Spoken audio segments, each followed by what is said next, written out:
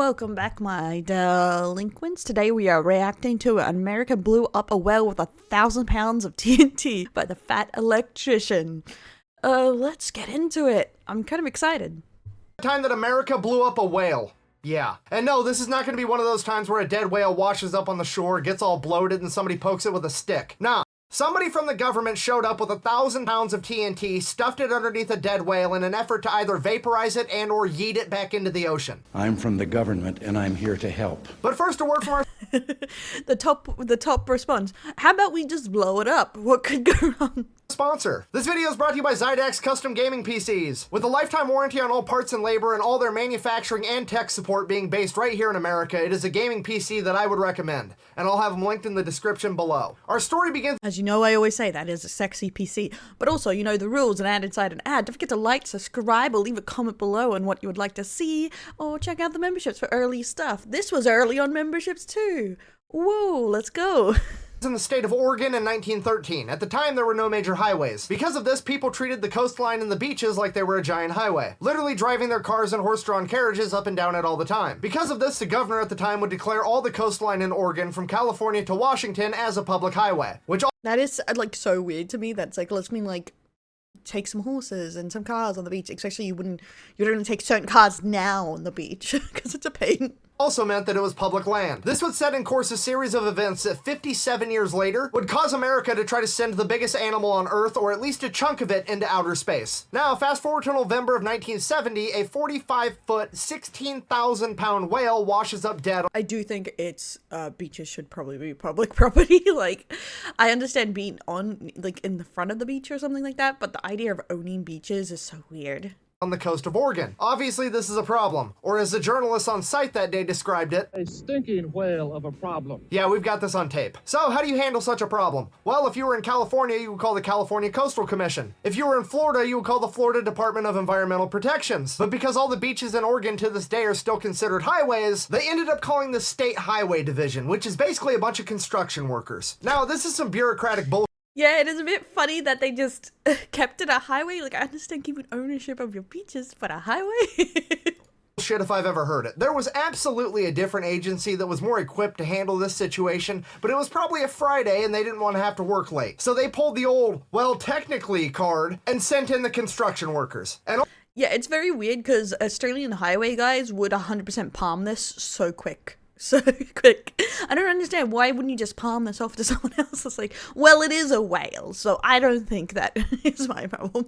All those guys heard was, you get to go home as soon as the whale is gone, to which they promptly said, get the dynamite, we're going home early. Which is like the ultimate Uno reverse card because they turn this losing scenario into the ultimate win-win scenario. Not only are they going to get to go home early, they're also never going to get told to do this dumb shit again, and they get to be the guys that blew up a whale with dynamite. And the best part is they've got an airtight defense, because when you're doing government work, everybody knows that when you don't know what you're doing, you just fall back onto your standard operating procedures. And what do you do when you're building a road and there's an obstruction in the way? Like, I don't know, a mountain. You blow it the fuck up. Mountain, whale, potato, potato, get the fucking dynamite, we're doing this. Wow, we just drill into things.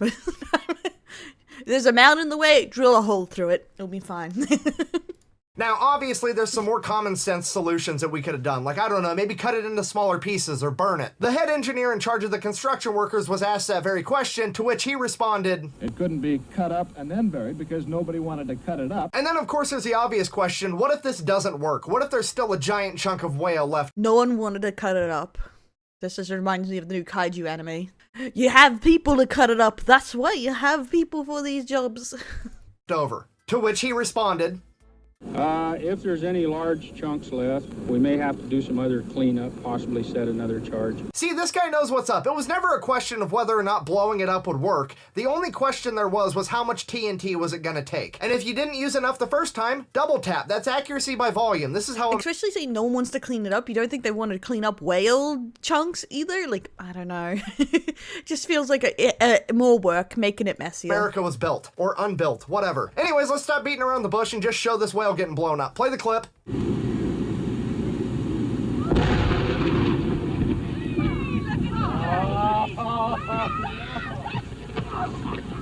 Alright, Fred, you can take your hands out of your head. Bet you didn't think... So many whale chunks. This just reminds me how I got copy striked once because a kid slapped a duck.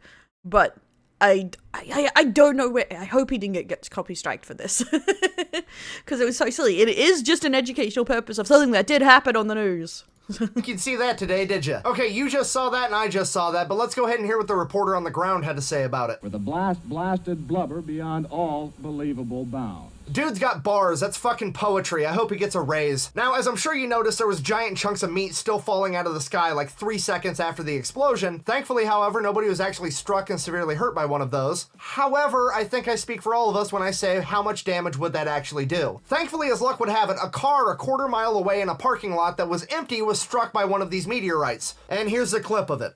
Of one large chunk, the passenger compartment literally smashed. Oh, wow. Oh, my God. Yeah, that could have really been a disaster.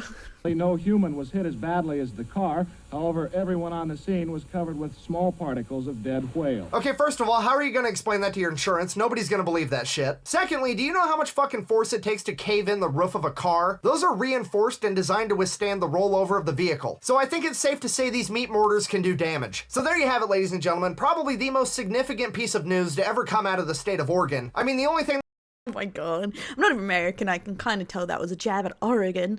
But yeah, it's crazy, like the damage that went off and they didn't even think about it. They just went like, let's blow it up.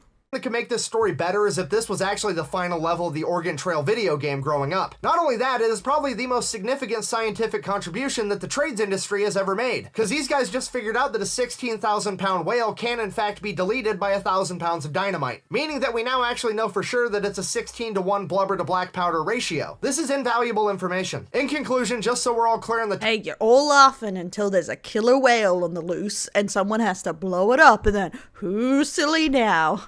timeline of significant human events. In 1966, America would make one giant leap for mankind when we created the Mark 19, aka a machine gun that shoots fucking grenades. Then, not knowing where to direct our superior scientific endeavors, we just stole the Soviets' goal of putting a man on the moon and did it first to prove a point. That was in 1969. And then we got back to making real scientific contributions to mankind when we figured out how much TNT it took to delete a whale. America. Thank you for watching. Best way to support the channel is go buy some merch at TheFatElectrician.com. Whale gone. Oh my god. Quack. He's like, his shirt, the metric system. Nothing is funny. I need to watch a video on the metric system, honestly, because there's nothing funnier to me about America's rejection of the metric system. You hurt your kids, guys. The metric system is just so much easier to math. I know, I'm the lazy metric system user. Bang out.